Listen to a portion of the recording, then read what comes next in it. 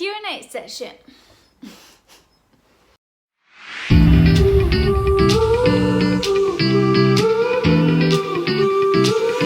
Hey guys, welcome back to another video. This one is a Q&A session and it's one of my favorite videos to record because I'm answering the questions that you guys asked and you want to hear the answers to, so that's always really fun for me. Thank you so much to anybody who took some time to ask a question. I did get some that overlapped a bit, but I'm gonna try to get through as many questions as possible. So now we've come to the time where I am asking you, if you like this video, please drop it a like because it really does a lot for me. And if you haven't subscribed to my channel already, please subscribe and turn on those bell notifications because I do have a lot of content coming up. I have a lot of ideas that I want to try to implement for you guys and I'm very excited about it, so don't miss that. If you don't follow me on Twitter, you probably found me on Twitter and that's how you're seeing this video, but if you happen to be in the 1% of people that don't follow me on Twitter that are seeing my videos, definitely drop me a follow there because I post a lot of Chelsea content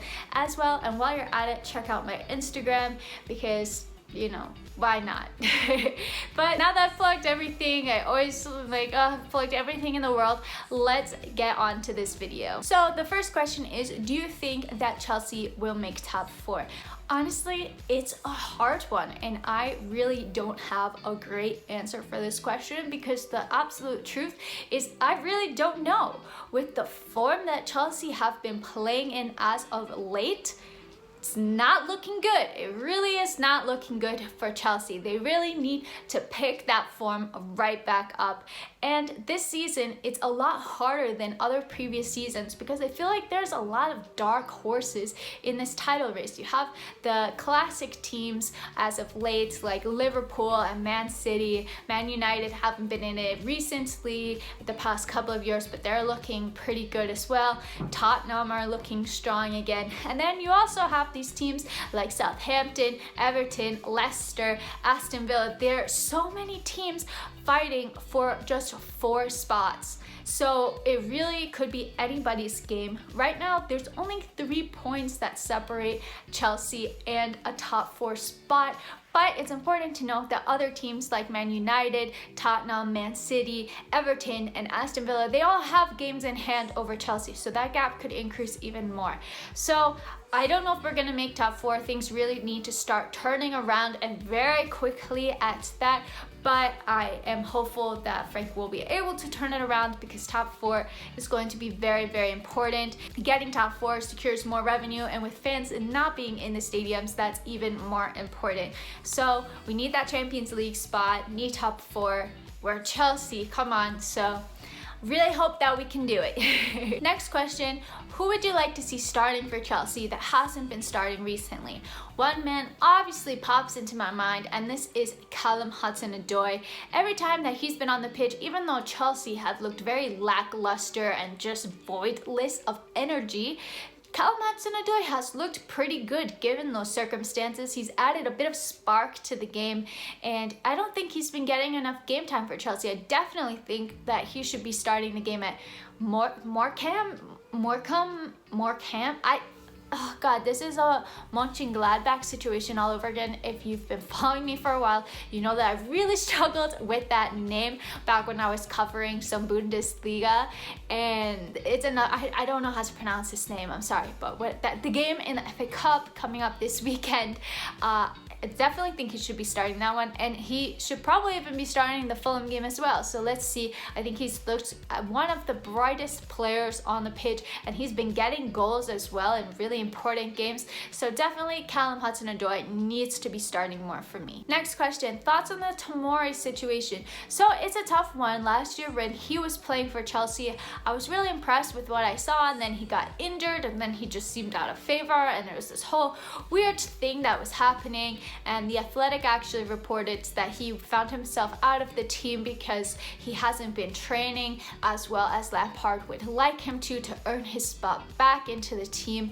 And we've seen that whenever we play our second side, so to speak, Rudiger and Christensen are getting the nods over Tomori. Now, I don't really know what's happening. I know that he broke locked down a couple of times, and maybe Frank is upset about that, but it seems like that was a little long ago to still be holding a grudge. So for me, it's probably the training thing. Maybe if he's about to go on loan, Frank isn't going to give him minutes. It's a weird situation and don't really know much about it, but I think that if he doesn't play this game at the weekend, because I'm not going to try to pronounce that again, if he doesn't play in the Markham game, I feel like it shouldn't be that hard. I really do. If he doesn't play in that game, then I definitely think that he'll be going out on loan, and he needs to be getting more minutes. He's still a pretty young footballer and he should be playing week in and week out, which he's not doing with Chelsea. So I hope that he can get some game time. I would still love to see him at Chelsea. And yeah, that's really all I have to say on the Tomori situation. Next question, I think this is a good one to address after Chelsea's losses. How do you mentally recover after a loss? Honestly, it's really difficult. I try to be optimistic on Twitter and on here, but sometimes it's really hard to be optimistic after a loss, and especially the kind of losses that we've been having where we just looked like so dull and we never look like scoring or getting into the game. It's just so, it's heartbreaking. It's honestly heartbreaking. So after the game, I try not to go on social media really, because I find it can be a pretty toxic place, and I just try to put my mind into something that I enjoy, like watching TV or reading, having a glass of wine perhaps, going for a walk, just anything to try to get my mind off of the game. And once I go to bed and wake up the next morning, I usually feel a lot better about it. So I don't know, it always sucks losing, so those are just some of the things that I try to do, but really difficult question. Next one, rolling right along here. What are some incomings and outgoings this month? So for incomings, I know that we're all hearing about Declan Rice. I personally think that it's going to be really hard to do in January. January deals are normally pretty difficult to execute and to get across, and Declan Rice is really the main man for West Ham right now. I know that they definitely don't want to let him go, but especially during the middle of the season, if I were West Ham, I wouldn't want to let him go. So I don't really see him coming in January. That's probably more of a signing for the summer. And I do think that in some capacity we need another winger, because we've seen that our wingers are fairly injury prone, and we probably need somebody else that we can rely on, because Werner isn't really cutting it at that winger position. So I don't really mind if they bring somebody in or they promote somebody from the development team. I just think that that's an area that we need to address. As for outgoings, there are a lot of players I think that need to get on a loan or be sold. Kepa is sitting on the bench making like 150,000 a week or something like that. Like, he definitely needs to be sold in my opinion, but we're never going to recoup any amount close to what we paid for him, so a loan is probably more likely in the near future. And then we just had way too many left backs and center backs and midfielders that it's impossible to keep everybody happy. This was a problem at the end of the transfer window, because we've seen that these players are just sitting, probably not happy that they're not playing, and it does contribute to like an air in the dressing room in my opinion. So players like Marcus Alonso, who we have not seen since the Southampton bus incident, players like Rudiger, Tomori I think is probably going to get a loan. Let's see, Christensen as well, Jorginho, I think he hasn't been playing much, he's probably going to be leaving soon, maybe not this window but definitely in the summer. There's a lot of players that I think need to get going from Chelsea.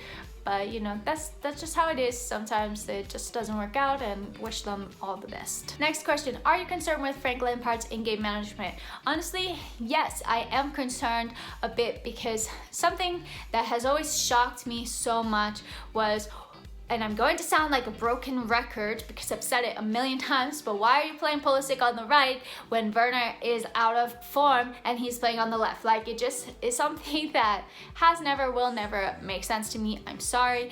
I think that sometimes the game isn't going our way, and Frank Lampard makes substitutions pretty late in the 70th minute. He should probably make it like in the 55th, 60th minute if things aren't starting to turn around. So I do think that there are some some questionable choices from Frank. I definitely think that he needs to improve the in-game management part of his side, because something that I'm missing as a fan is seeing that plan B, that if a game isn't going our way, okay, how can we change it? How can we flip this game on the head so that we can get a result? And I really feel like sometimes we just throw everything out there and hope for the best, and I would like to see an improvement in that going forward. Next one, who's performed best and worst so far this season? I think it's pretty difficult to judge it right now just because we don't have a huge sample size to deal with, but if I had to pick the best, I do think it's been Giroud. He has been performing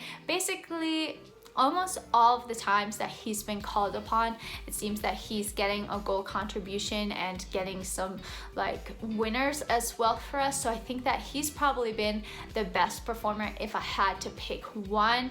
And the worst performer probably has been Kai or Timo. Like, I hate saying it, I really hate saying it, but they just have not been up to standard. It's a new league, they're young, I totally get it, but they just have looked really off of the pace of the games. I think that they need to really start picking it up and getting their head down and getting accustomed to the league as fast as possible. I know it's difficult, but they have probably been the worst performers in my opinion. Speaking of poor form, somebody's asked me, what do you attribute Werner's poor form to? So I think, like I mentioned before, it's probably living in a new country, adapting to a new league. You don't get as much time or space on the ball. It's a much more physical league as well. So I think that that definitely has something to do with it. But we've seen that he is a good finisher, in my opinion. He did have some really great goals at the beginning of the season, but I just feel like he's totally lost his confidence and lost his belief in yourself. And when you're going through a rut like that, all of the lights and the media attention is on you. It must be so difficult to do, because I know when I get in my head with certain things, I always overthink it, and then he's on this massive scale. So I think that he's really overthinking it too much, and just, you know, he just needs to get that goal hopefully, and then he'll be able to go on the right track. And I do think that as well, something that we've seen is Werner has a ton of pace, and we need to use that to our advantage. We need to play through balls to the man, you know? I think that we can really take advantage of one of his massive strengths by doing that, and we don't really see people doing it. We saw Mason do it once. Occasionally you'll see Thiago Silva do it. Maybe the couple of times that Jorginho's on the pitch, you see it, but it's really not a common occurrence and something that I know that these players can do. So why not try that and help out Werner instead of just like tiki-taking the passes all over the place? It's something that I do wonder. So hopefully he can find some form, because he's a great striker and I think that he's going to be great for us, but just needs to get those goals going. Next question, what's the difference with what we did 2 months ago and now? Honestly, couldn't tell you. I've been wondering the same thing myself. I don't know. I think the difference is maybe that we've been playing teams in the bottom half of the table, because honestly, we haven't beaten a side in the top 8 so far this season, which is like quite worrying in my opinion. So I couldn't tell you what's going wrong. It just seems like it's a confidence thing. It's a bad slump of form. A lot of games coming, but it's a mystery to me, man. If somebody knows, please tell me, please, because I've been wondering this. Okay, so I've answered the majority of the Chelsea questions, so now I'm just going to go to a couple of personal questions that I got. The first is, how did you find moving to Spain?